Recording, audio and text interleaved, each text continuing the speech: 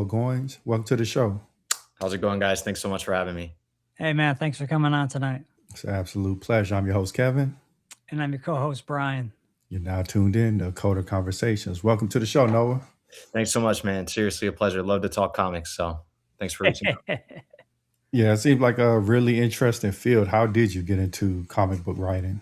Oh, man. So, I mean, I've always been a fan just of comic books in general, superhero genre.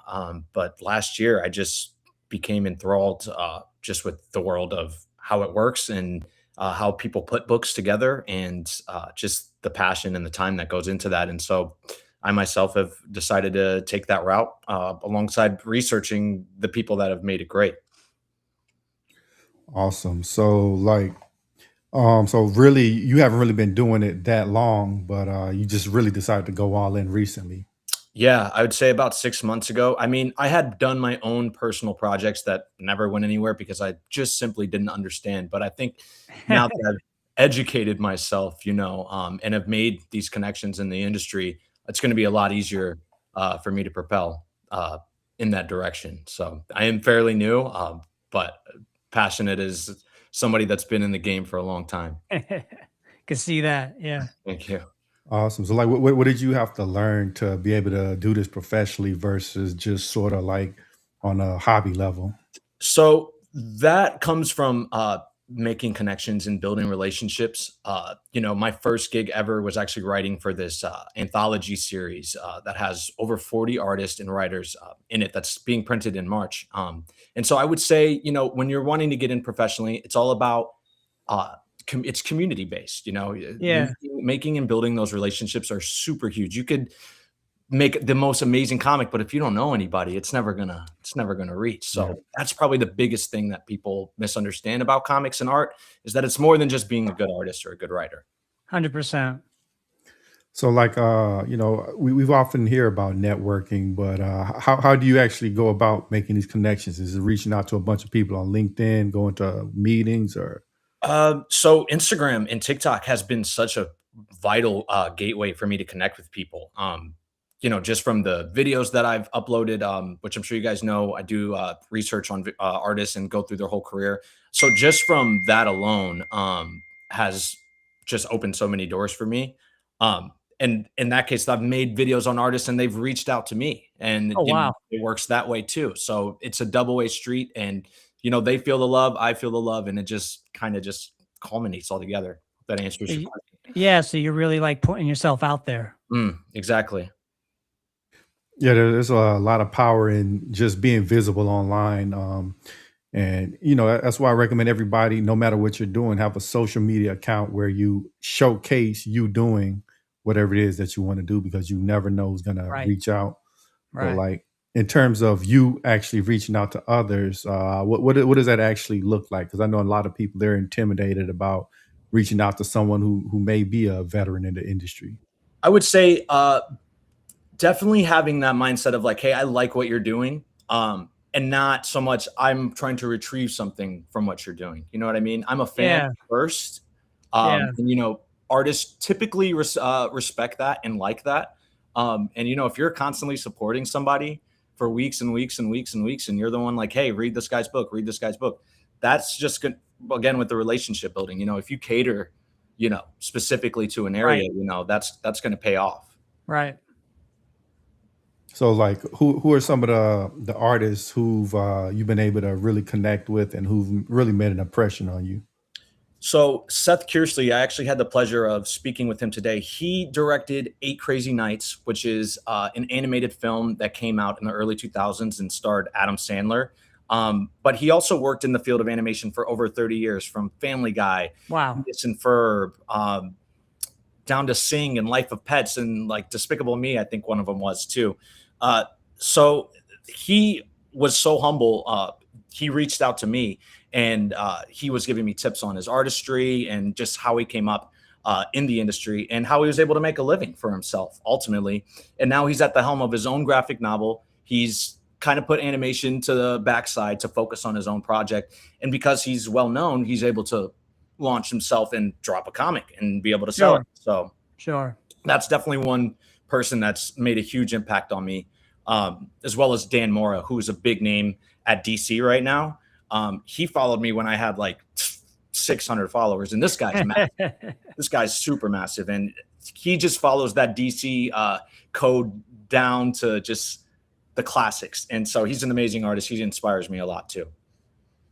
So, like, what are some of the bigger lessons that they shared with you that you've really been implementing in your own game plan? I would say discipline has just been like a key word that just rings. Uh, Yeah. these guys are up hours and hours on end finishing these books, late nights, coloring, figuring out where speech bubbles go, getting timelines done. So it's really about, hey, you have this amount of time to do something, you got to do it. And if you want to be a part of this industry, that's what it takes, man. So it takes like that extra elbow grease, Oh, man. Yeah. that extra effort to kind of like like separate yourself from the competition, because Mhm. obviously there's a lot of people that want to work in games, that want to work in comics. So it's like, how do you, how do you put your best foot forward and showcase what you have to offer versus, person A? Right. And that's going to be seen in the work, I take a lot of inspiration. It's funny. He's not a comic book artist. Kobe Bryant. I mean, I believe I'm paraphrasing, but he showed up like an hour before practice every day. And now he's got 7 more hours of practice over every other guy. You multiply that times 52. I mean, just putting that extra room in is going to make you the greatest. Yeah. And while people are sleeping and you're drawing, you're getting better at what it is. Or if there's someone else who's given up and you don't give up, like those doors are going to open for you, because there is people that go through life and things happen. And, if you're someone who can hold to that, that's really vital for the industry. Yeah, consistency and extra effort definitely is important. Aside from those two, what are some of the other ways that you feel like someone should be able to distinguish themselves from the crowd to be able to stand out in this industry? I would say personality is a big thing, especially, we're talking about social media is such a large tool. If you're able to put yourself out there honestly and genuinely, uh, obviously you want to have some pizzazz when it comes to social media because it is a little bit of a show, you know what I mean? Yeah, yeah. But that genuine connection and that care, I think, is what people connect to the most. And they love superheroes. So you're talking about superheroes, you're talking about Spider-Man, you're talking about beautiful artwork. There's a lot of people that are going to connect with that. So if you can be different enough to stand out and be like, oh my gosh, I like how that looks, or that Spider-Man looks really cool, like the way this guy draws Darth Vader, oh my God, like that's what's going to reel people in. And then on top of it, if you got a great face, a great personality, they're gonna show up. So, like in terms of you actually writing, are you writing for already established series, or are you kind of creating your own universe? So I am currently writing, like I mentioned earlier, for this anthology. It's a one-shot story, and Okay. it's about a musician who's turning into a vampire, and it's really about the art of perfectionism and how that's a poison. So that would be like my Yeah. biggest professional work that I'm doing right now. But on the back burner, I have my own story that I haven't really revealed or talked about too much, but it is something that, you know, uh, with the right people, I'm going to be able to bring into fruition. Yeah. And like you mentioned, perfectionism. I was watching a video the other day on YouTube. It was basically saying perfectionism is fear kind of hidden. Like I thought it was pretty interesting. I never heard that before. It's true. I never Yeah. heard it put like that, but like it kind of hit deep when I heard Yeah. it. I'm like, wow, like, because I have a lot of, you know, I try to be a perfectionist with music, and it can, be exhausting. And so when I heard that line, like, oh wow, like there's some fear attached to having to get this just right. So if I can kind of like let go a bit more, I think that's going to make my life easier. Absolutely. So, yeah, like in terms of your actual approach to writing these comics, like are you like really disciplined, or do you kind of freely will and deal every time you get to work? When I have a job or I know I'm working with someone, then that's definitely like, okay, 8 hours has to go into that, or 3 pages need to get done by the end of the week. that type of deal for sure. But when it comes to my own personal projects, yeah, it's very lenient, and I'm very gracious with myself on those type of writings. But when it's for someone or working with someone, it's like, all right, this has got to be, you know, we got So to finish it. you're really showing that work ethic. Exactly. So yeah, like in terms of characters that you would like to write for, who are some of the characters that you would really want to write for? That's a really good question. Batman would be would be my Yeah. top one.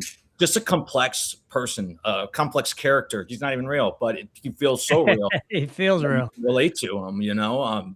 And I just think the darker and creepier, eerie sides of Batman, when they're explored, it's really cool. And I love horror, and I would love to do some really psychological take on the Batman. Interesting. How do you think you would approach writing Batman that's kind of different than the typical depiction of him? I always found it interesting that Bruce Wayne knew how do I say it?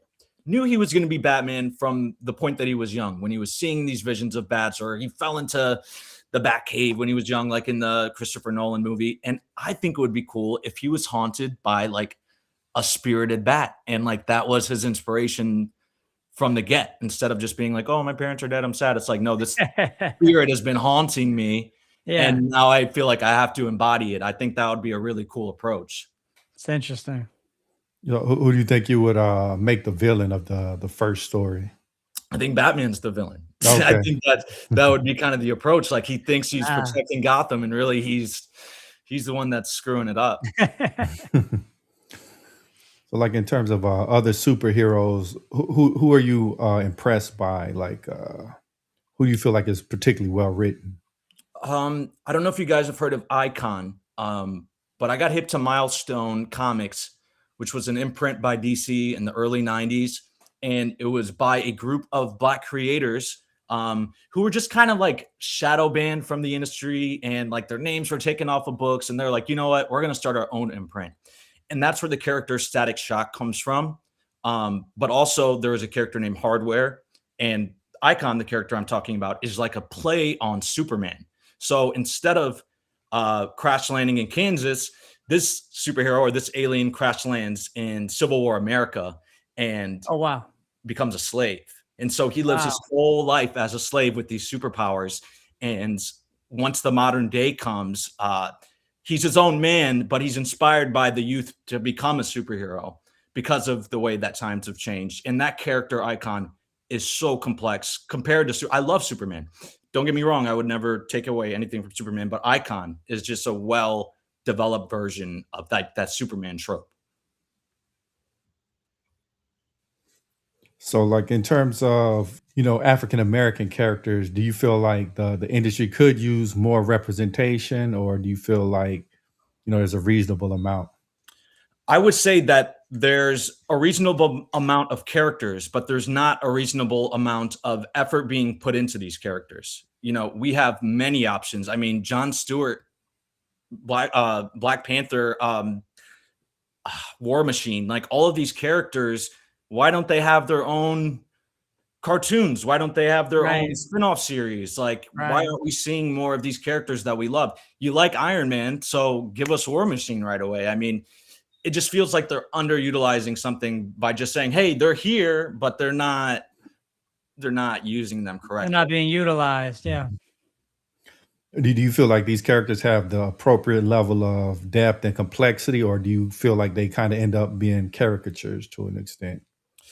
It all depends on the writer. I mean, if you take a look at the history of characters like Luke Cage, they were written by white people. And not to say that there's anything wrong with that. Anybody can write any character. But when you filter it through a lens that understands the culture, it has way more impact and power. So if someone's like, oh, I think Luke Cage is corny, it's because they read a corny Luke Cage comic. They didn't read a comic that Luke Cage was developed in the proper way, where you can understand where he's from and what he's going through and why he does what he does, instead of just being like, sweet Christmas, we got to save the day. It's like, no, like he's a human, he has Yeah. real flaws and real things that he goes through. And if you explore it that way, it's, it's better, I think. So I know like one of the core challenges of being a writer, especially with comic books, is that you have to write characters that you don't necessarily relate to. So when, attempting to write a particularly challenging character who you have little relation to, how do you approach that? Um, I'm a very research based person. So, for instance, when I started this vampire story, I watched a bunch of videos on Bram Stoker's Dracula. Try to get into the headspace of whatever it is that I'm like, Right. no, I don't understand that. So let me try Right. to at least. So I think that would be probably a good method or technique for anyone. I'm sure other people do that as well. But you try to get in that mindset, and especially when I talk to artists, like how do I get into their head so that I can make a video about them and talk about them? No. Right. So like, what does your research process actually look like? How thorough do you go? And once you do have your research, do you really attempt to deviate from the norms, from the tropes of that particular character or archetype? When I'm researching an artist or when I'm researching a character. Or I would say a character. Let's just say, like you mentioned, vampires. Okay. Obviously they have tropes of vampires, but Right. I think that would also fall in line with following. Sorry about that. Following the best version of those characters. For instance, like Bernie Wrightson's Frankenstein. Those are some of the best drawn Frankenstein drawings. So if you're an artist that's like, I want to draw Frankenstein, you should probably look at the best people that have drawn it. Look at that first. Yeah. Exactly. And learn from that. So my research process when it comes to that is just reading a lot of comics, reading a lot of books, reading things that aren't comics. I'm kind of weird. Like when I go out to dinner and hang out with family and friends and stuff, I listen to other people's conversations because I'm like, what are they talking about? What are they talking about? What do people sound like? What When do they, people talk about? Yeah, right. yeah. So that's kind of another thing for me too. So do you like people watching? I people watch as You well. people Yeah, watch? I I used do. to, I'm a drummer by trade, and I used to play outside. They call it busking when you put out like a tip jar and play outside. Mm. I was doing that in downtown LA for a while, and I just remember meeting so many interesting like we're talking about characters. I met so many interesting characters that would just come up to me while I'm playing, and they introduce themselves to me, and it's just like, okay, I don't know who you are, but thanks for introducing yourself. Yeah, that human connection is really, what helps, I think, most writers and artists, at the end of the day, because that's who you want to connect with.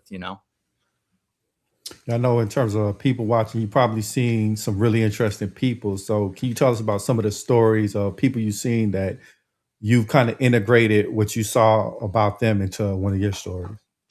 Yeah, so I'm living in Fort Lauderdale, Florida, but that's very close to Miami, and I spend frankly, a lot of time there because there's a big art scene. And when I was younger, especially when I was coming out of college, I was going to Miami a lot, hanging out and partying.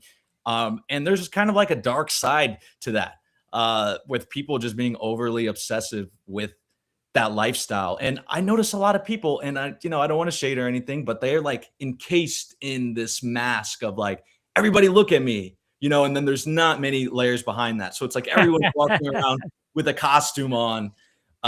So I mean, many stories I could probably tell, but yeah, just in general, just being in Miami alone is like, oh my gosh, that person's crazy. They're not all from the same Yeah. place. They're all from different countries, I mean, so that reminds, I spent a bit of time in LA when I was younger in my 20s. And that kind of reminds me of that, like, you just meet people. It's like, okay, who are you? Are you just like, you're just like wearing a mask right now, but who actually are you? mm, Like mhm. you're the idea of a person because maybe you learn to be this way because people see you a certain way. But I always found that really strange where you meet Yeah. someone, it's like, I know you're not this thing that you're portraying right now, but you're portraying it for whatever reason. And that's very poetic too. Very poetic. Well, I mean, it's pretty interesting that some people are exactly who they portray and others are completely different. Mm. So, like, have you explored any of that kind of duality in any of your writing? Yeah, so, just to go back on this vampire story, it's my current obsession right now, so I just love talking about it. The vampire story is actually he's a musician. It's based on a rapper. I don't know if I have the clearance to use his name or do any of that, so I won't say who the rapper is. But it's based on a rapper that was pretty popular in the 2010s, and in his music, he talks a lot about duality, about good and evil, and about, like we mentioned earlier, perfectionism versus like giving up. And in his music, he explores a lot of that dark and light side energy, where it's like we make choices for ourselves. You know, that wolf inside us, or there's a good wolf and there's a bad wolf, and they're both fighting each other, and whichever one you let win, you know, it's going to be the one that makes that decision. Many decisions in your life, because our life is filled with choices, you know. Right, right. So depending on what path you take, you know, that duality is, I think, for everybody, but specifically for my story, that's a huge theme. So I find that interesting you brought that up. Are vampires immortal typically? Mine is. Okay. Yeah, yeah. Typically, they are immortal unless you get them in the sunlight or got a steak. Yeah, with Right. some garlic. So, like, how do you deal with vampires? Just to say, for example, since they are immortal, they get attached to someone who is mortal, and they're constantly going through this cycle of this, getting attached to somebody they're passing. Like, do you feel like the vampire will become detached eventually, or how do you? I think that he's so obsessed with success or wanting to get to where he wants to go, and I can't wait for you guys to read this story. But he's just so over the top. He's so bloodthirsty that he will not give up, and that wanting to be immortal, he'll go to all the lengths just to live, you know, that full life that, you know, Right. he doesn't deserve, but he'll fight for it, and nobody's going to stop him, you know. So what do you think about a series like Twilight? I'm trying to think, not the Twilight Zone, like Twilight, like I'm trying to think of the Robert The Pattinson. movie? Yeah, yeah. I kind of grew up with those movies. I mean, it's been years since I've watched them, but yeah, they've got some scenes It's that I like a remember. Yeah. certain that's a certain stance. That's a certain take on, okay, this is what vampires look like. Yeah. This is how they act, et cetera, et cetera. Mine is more disguised, definitely, until, you know, he's behind closed doors, which is what makes it cool. He's out on stage performing, and, you know, there's groupies in the crowd. He takes a couple groupies back, and those groupies aren't coming back. They're now his victims that are going to bring him more life. So, like, let's just say that he does get attached to one of these women. Does he consume them, or does he let her go? He will never let them go. No. And that's Okay. kind of like the romantic side of the character as well. I wish I could say this guy's name, but like the music he makes is very fine tuned about that. Like, oh, I love this person so much. I'm going to write a song about them, and it's going to be really dark and weird. But like, I don't know. I just think he gets attached. He wants them so bad that he consumes all of them, you know? So that's really cool. Yeah. So with this character, you're basing it directly off of a known rapper? That's what you're saying? Yes, I am. Mhm. Okay. That's awesome. Yes. So, like, is a correlation direct? Like, somebody to know exactly who this is, or do you have to kind of Yeah. Yeah. skirt around it a little bit? I mean, I guess it wouldn't hurt. I'm basing it off of this rapper named G-Eazy. I'm probably not going to use his likeness, but he has this very cool, like, noir black aesthetic. And the artist I'm working with, his name's Noah as well, Noah Chopper.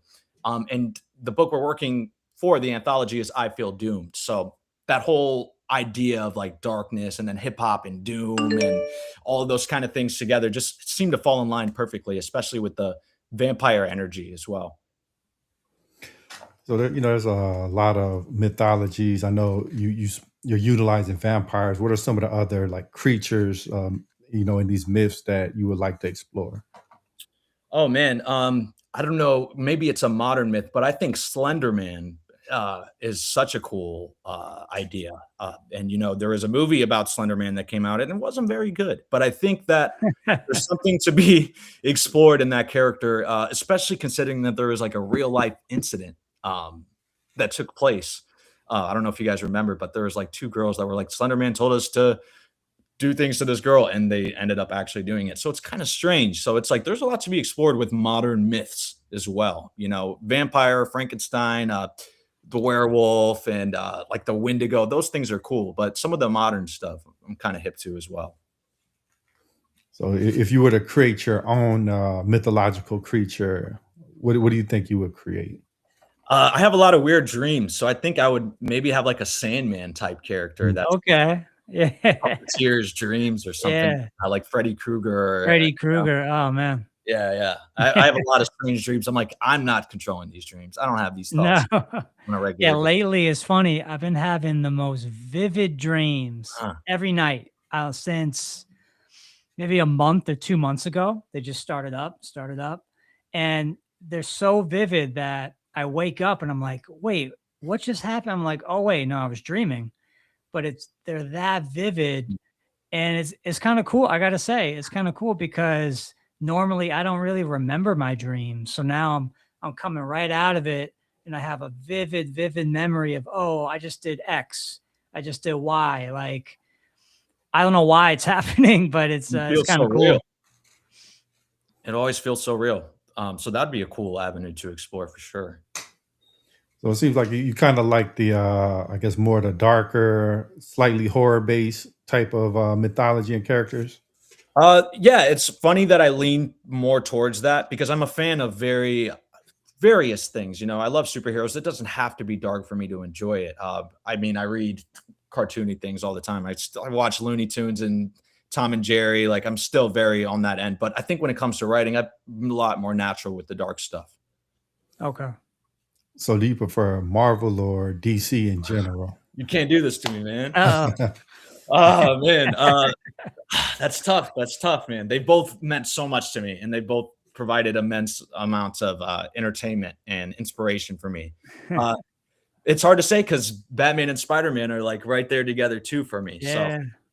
but recently, I will say that the last year and even kicking off this year, DC has been killing it with their absolute titles, with some of their DC KO crossover events where they've got like Superman and Homelander fighting each other, and like Joker and Annabelle, and like these random IPs coming together. So DC is making some big moves.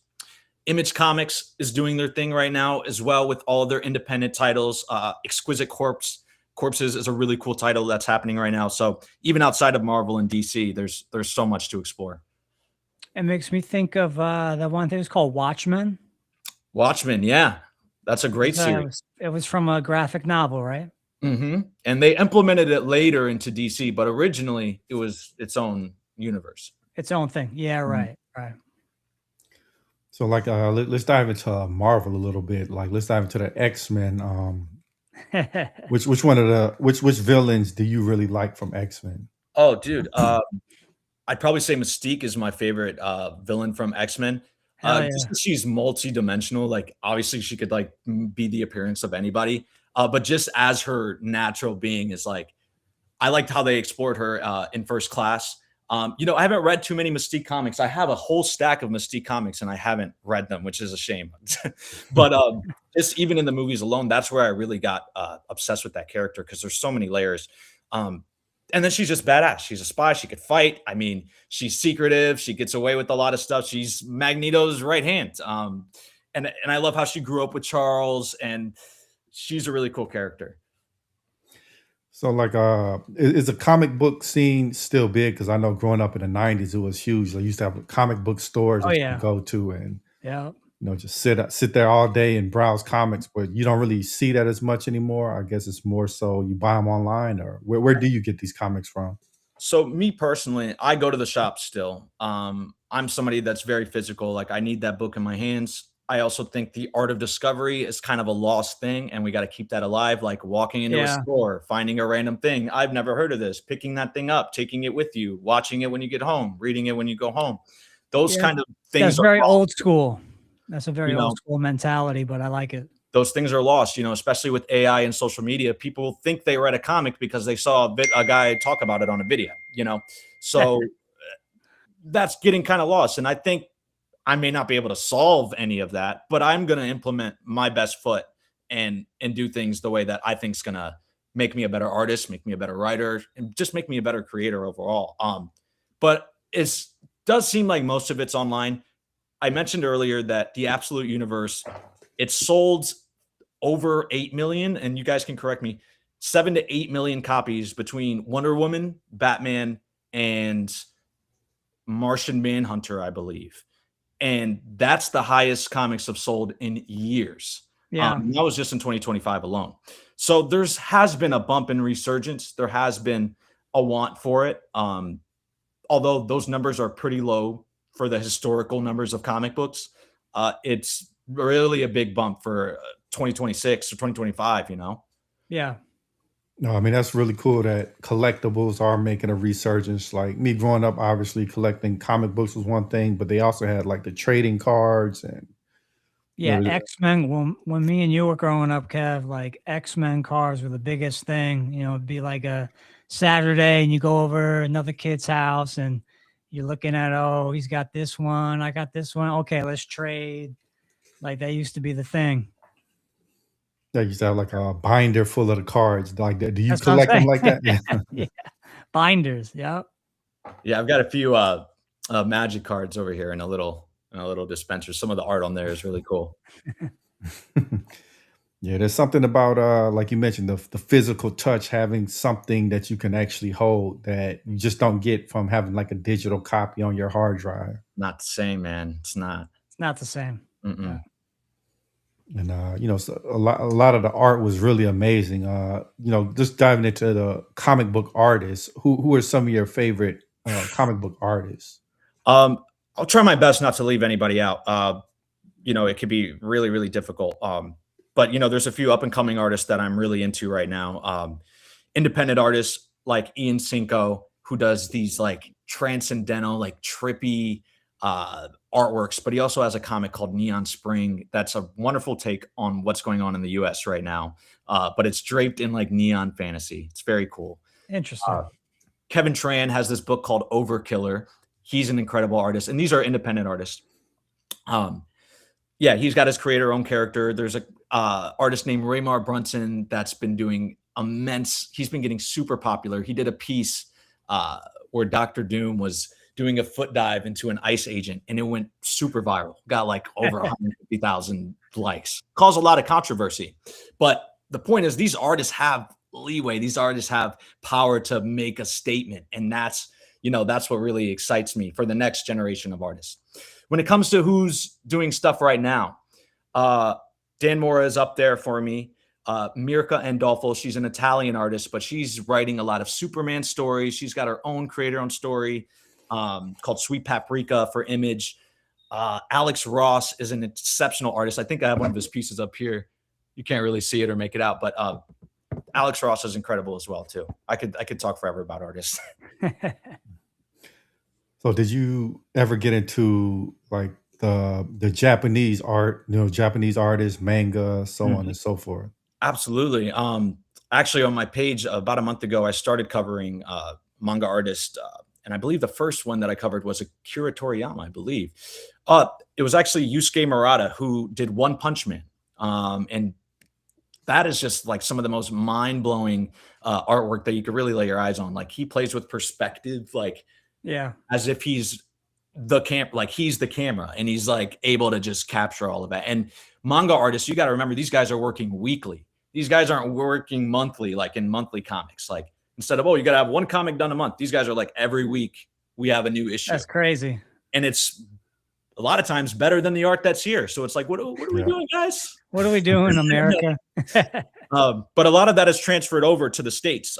There's artists like Daniel Warren Johnson and James Herron. I recommend these guys. They take a lot of manga influences and put it into their work. So you're seeing stuff like speed lines and crazy lettering in the panels, and manga expressions and animated expressions with like super bulky dudes. So it's like, we're getting that in American comics. It's starting to come in. So like what are some other trends that you've noticed that are kind of sparking innovation in these more modern comics? I would say the autobiographical comics have started to make their way back around. During the age, I believe it was in the late 60s, I want to say, when Mad Magazine started, there was an artist named Robert Crumb who did underground comics, and he wrote a comic based on his life. And it's a really disgusting comic, but it's a really honest comic. He's honest about every level of his life. He doesn't leave anything out. And so that was like one of the big ones that I remember. And then Mobius also did one that was in the 90s or the 2000s, I believe. And that genre kind of like is here and there. But now, I believe it was in 2019, Zoe Thorogood, she just earned the Jack Kirby Award for newcomer, and she wrote an autobiographical graphic novel on herself about her going blind. Wow. And it's a really beautiful and emotional. Luckily, she didn't have to go blind completely, but it's a beautiful story. I don't even want to spoil it. But she learned lots of awards for that. She's been doing a lot of comics here and there. So I'd say autobiographical comics, more relationship and less superhero. Realism is starting to take place for sure too. So like out of all the comics going back and back, what would be your favorite pick? Like what would be your top, your number one, if you had to pick one? If I had to pick one, it would probably be The Dark Knight Returns by Frank Miller. When I was in high school, I went to Harrison School for the Arts and I studied creative writing there. And we had one semester where my teacher, we had to do comic book history study. Okay. That was just part of his curriculum. That's what he wanted us to do. And we had to make book reports on this comic book named Coraline, which is a great book. It's by Neil Gaiman. And then we had to do Dark Knight Rises, and another book by an Iranian artist called Persepolis. But Dark Knight Returns stood out to me the most because this was a turning point for Batman as a character. Batman was no longer like, here we go, Robin. He was dark. He was like, I've been Batman for 30 years. I'm tired. Like, I don't want to do this anymore. And then there's this level of like conservative versus liberalism between Superman and Batman ends up beating Superman in this comic for the first time ever in comic book history. So Frank Miller not only was making Batman really cool, but he was breaking the rules of comic books and people were accepting it. So for that reason alone, I'd say that opened the door for everybody to be like, all right, I'm going to do what I want to do because Frank Miller did what he wanted to do. So, yeah, that's huge. That's definitely one of my favorite comic books of all time. So yeah, you mentioned that as one of your pivotal moments. What are some of the other pivotal moments? I know, for example, when Superman and Bane, that was one. What are some hot comic moments for me, man? There's a comic by Ramita Sr. and Stan Lee, and the title is I believe actually, yeah, it's that artist. If This Be My Destiny is the name of the story. I don't know if you guys remember, Spider-Man is caught underneath like a metal entrapment. And has all these thought bubbles are everywhere. He's just going through it. He's like, oh my gosh, I'm going to let these people down. Aunt May and Uncle Ben and oh my gosh, and Gwen Stacy and all his friends he's thinking about. And he's like, wait, I'm Spider-Man. And he just pushes the thing up and he really embodies like that heroism. That's a really epic moment for Spider-Man. That stood out. I look at that page all the time. I got over there. It's awesome. It's really inspiring. So you kind of mentioned in terms of trends, realism is coming back. And I find like that's true even of just like, say, starting a podcast or having an online presence. People want more relatable and quote unquote authentic versus like the hyped up and the supernatural. So are you kind of integrating more realism in your approach to writing, or are you still staying like kind of far out? I think I'd like to stay far out just because I'm way newer to it. So there's a lot more that I haven't explored. Whereas some of these artists and writers, they've been writing Superman and Batman for the years. So they want to do something different, Sure. But for me, I'd love an opportunity just to get to do I would love to write Iron Man, of all characters as well. I don't know. I didn't mention him earlier. Iron Man and War Machine are great characters. Both of them together would be solid. But no, I would like to be more in the fantasy for sure. Just because I'm starting out, So like, how do you think you would approach Iron Man that he, in a way that he hasn't typically been approached? I would make him younger. I would make his father still alive. I would explore that relationship. In Iron Man, The Armored Adventures. Now, I couldn't tell you who worked on that series, but it was an animated series that came out in like 2008, around the same year as the movie. Okay. And his dad's still alive in that. And so there's this dynamic between Howard Stark and Tony Stark. And then he's also Iron Man on the side too. So I think it would be cool to kind of explore maybe Howard passing the business on and then Tony realizing, oh my gosh, my dad's selling weapons to terrorists, and maybe you can make him the villain. Maybe now he's Ironmonger. You got Iron Man and Ironmonger, and it's the father and son thing. I think family relationships, that's where my realism would probably come into play. Family's a big thing for me, and I think it's easy to write about. If you're tight knit family or somebody that's close to the people around you, uh, and exploring the differences between you and your generations, and how you do things. So I don't know if you're much of a video gamer, but there's also a lot of great video game lore, great video game characters. So what do you think about something like, let's just say, God of War and the more recent God of Wars and how they approach the father son I'm thing? so glad you brought that up. I spent probably over 120 hours playing God of War. That is a beautiful story. Nice. I like to see hardened characters soften themselves for the betterment of another character. You have someone like Kratos who has killed every god in the mythos, raising a child. And this child doesn't know anything about that life before. He's just an innocent child. And he doesn't see Kratos the way the rest of the world sees Kratos. He's not scary to him. So you got to slap a whole new layer on who Kratos is, and that's what makes these characters really interesting. No, that is really interesting. They big myth instead of, I mean, a big diversion instead of just kind of going with the same old, like Kratos, perpetually angry. Yeah. Now that he has a kid, Right. that's a really interesting evolution of that character. Um, And just being slow to anger, which is something he's never been. Now he has to be patient because he has a kid. And that's just such a cool layer to explore. And it's human and it's real and it's normal, Very human. Yeah. who are some of the other well written characters, or even just well written stories in general in the video game world? In the video game world, I really enjoyed the recent Indiana Jones game. I always thought that Indiana Jones was a well-written character, simply because he always does the right thing. He may Right. not have Right. all the information that he needs right away to make those choices, but he's like, at the end of the day, this belongs in a museum. Doesn't belong to you. This is the rightful place. Like learning the history, knowing the languages of the countries you're visiting, like Right. that game explored the character of Indy, I think, better than the last two movies did. Um, and really just shows you how much I just love characters that are passionate and care and just push themselves to the edge. And Indiana Jones is one of those characters. And when you're playing, you feel like you're him. You're like, oh my God, I'm Indiana Jones. We got to figure this out. So that was a really well written game. What about do you like Assassin's Creed?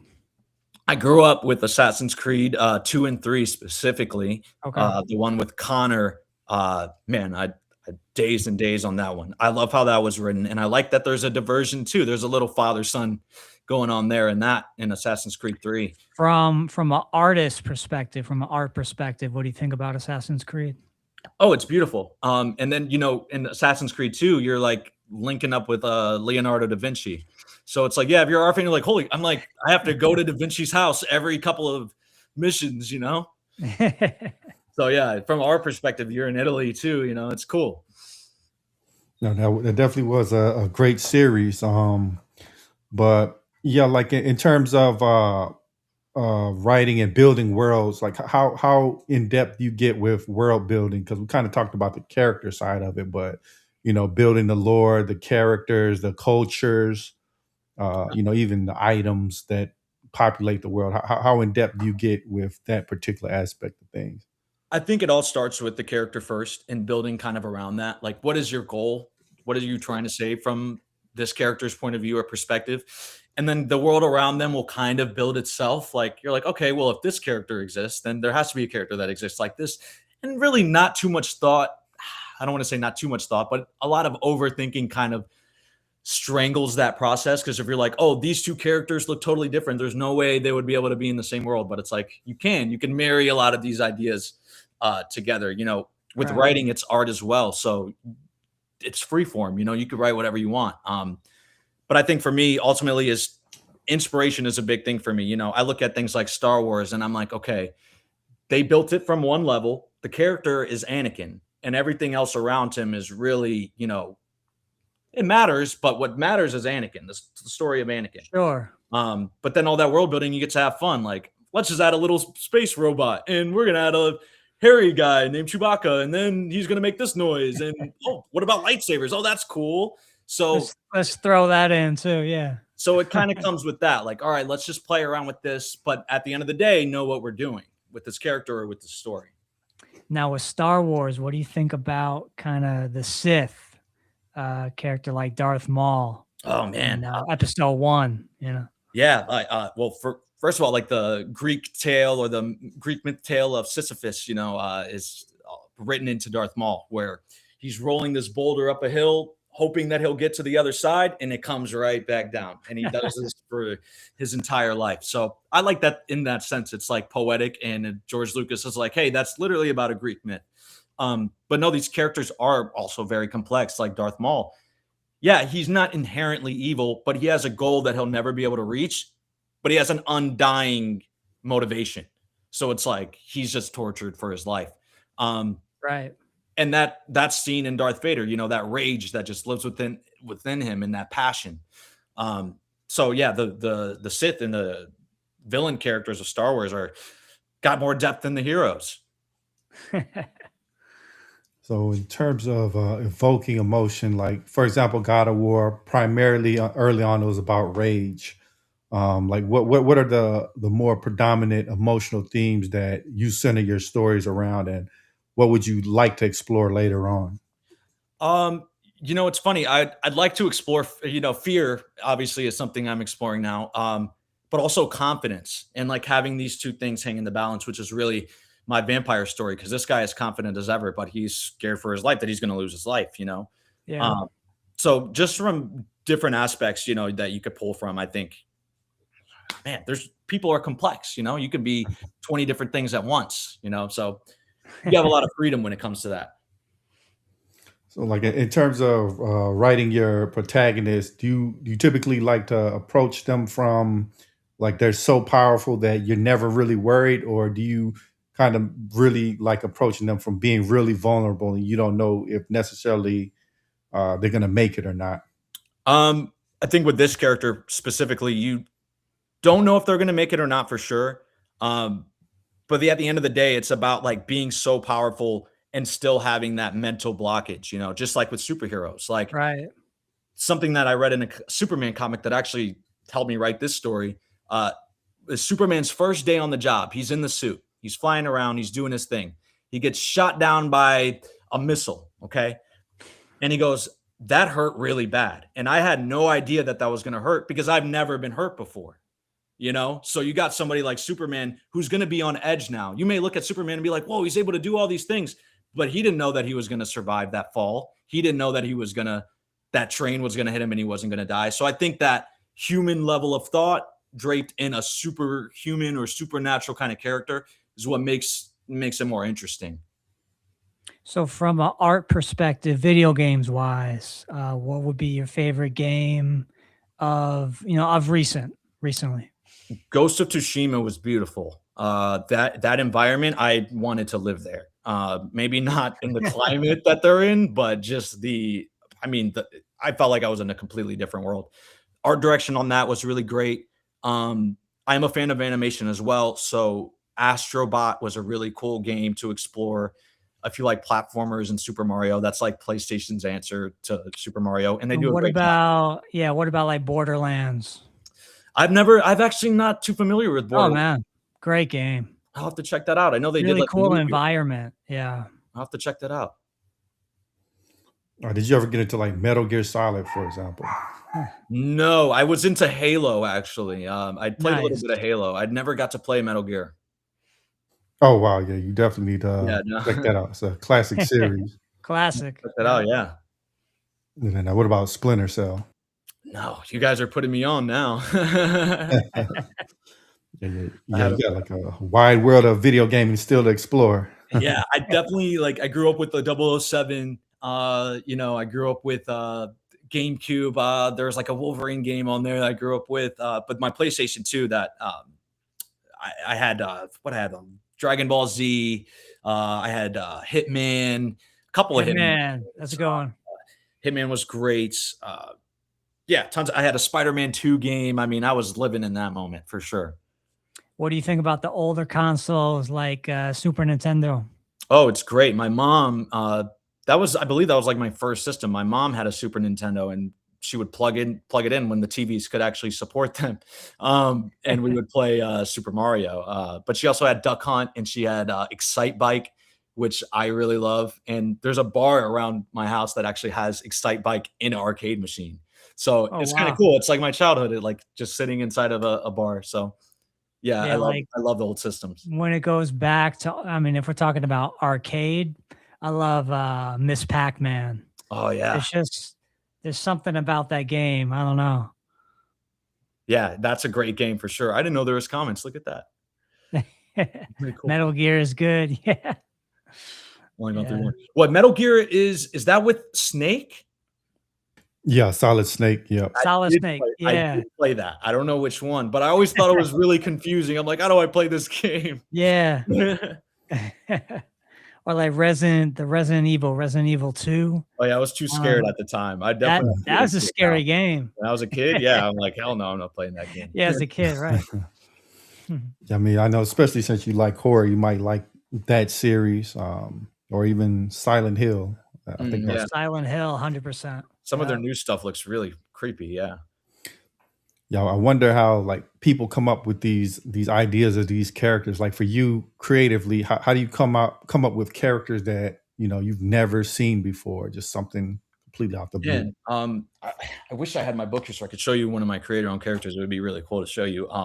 But really, I was into a lot of religion and mythology, and I thought that the mythos of Christianity was really cool. And one of the creator-owned stories that I haven't really talked about at all, um, they talk about angels and how they appear to humans. And I Yeah, always thought the eyeball was a really cool uh, imagery. And so I took a character and put an eyeball on his face.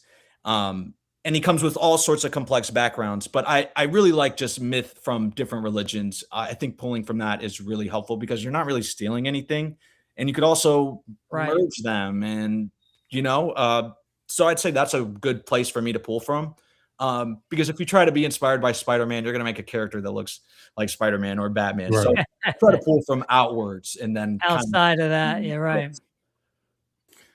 Uh, okay, this might be a little controversial, but do you believe there was actually a time period where a lot of these creatures actually existed? For example, oh, just about man. all cultures have dragon mythology. So do you think that Right. maybe even dinosaurs' bones were really dragon bones?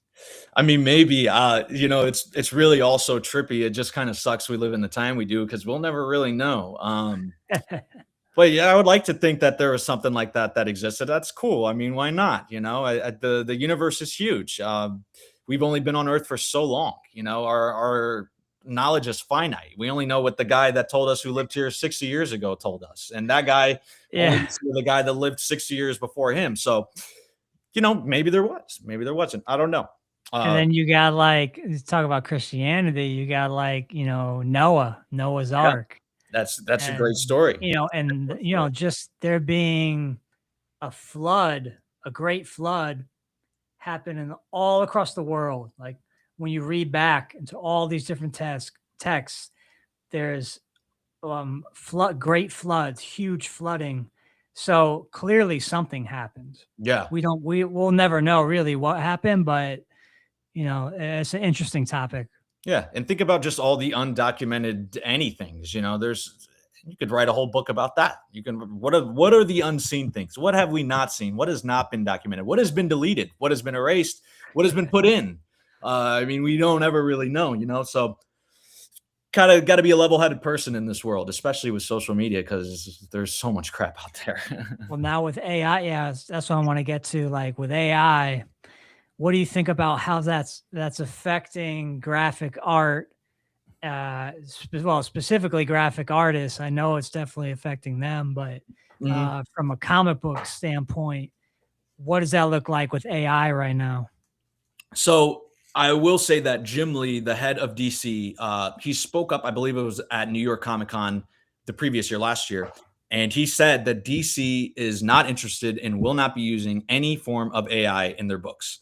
Now, Nice. Marvel hasn't announced that. Not to say that they won't, but they're under Disney. Okay. So they're going to do whatever Disney tells them to do. DC is not under Disney.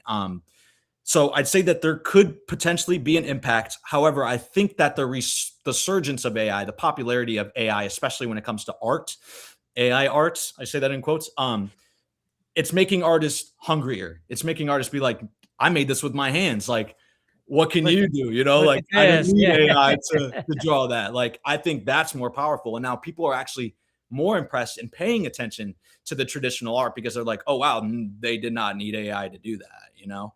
That's Um, right. and the Like people that it's almost being it's more appreciated now. Like you're saying, exactly. like human art. It's now it's being looked at like with a whole new lens Mhm. almost. Absolutely. And I feel like same thing with like podcasts. Like people probably think, oh yeah, well, a robot could do your job, but it's like, there's a lot that goes into podcasting, Yeah. Mhm. from the marketing, the networking, the booking, the video editing, the audio mastering. So like I'd like to see AI do all of that, wrap that up in a nice, neat little bow, And make it look good too, you know? So you recently started your own podcast, is that correct? I did my first one today. It's so funny because Awesome. this is like yeah, my second call today, talking about comics. So this is the life I want to live, guys. Yeah, tell us a little bit about your podcast and how was your experience of doing your first podcast, specifically interviewing someone? Man, it was really incredible. It felt very natural to me. I always looked up to people like Jimmy Fallon and just a lot of celebrity faces that have hosted shows. Steve Harvey. It's funny that I'm in comic books, but that's kind of my approach to things, especially with this podcast.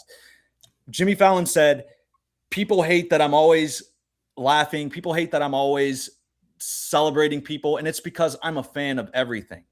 And that's kind of what I've put myself in, as I'm going to be a fan of everything and everyone, especially if they're passionate, especially if their art speaks to me. And so that's what this podcast is about: interviewing different artists, getting their background, knowing their process, talking about their work, and hopefully getting an audience for them. Because a lot of these guys are just looking for work, and just Right, trying to get their book out there.